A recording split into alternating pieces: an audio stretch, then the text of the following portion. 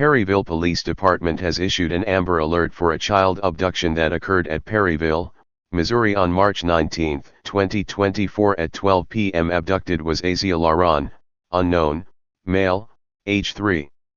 Suspect vehicle is a white 2007 Mercury Grand Marquis sedan, 4-door bearing Alabama registration 508-242P.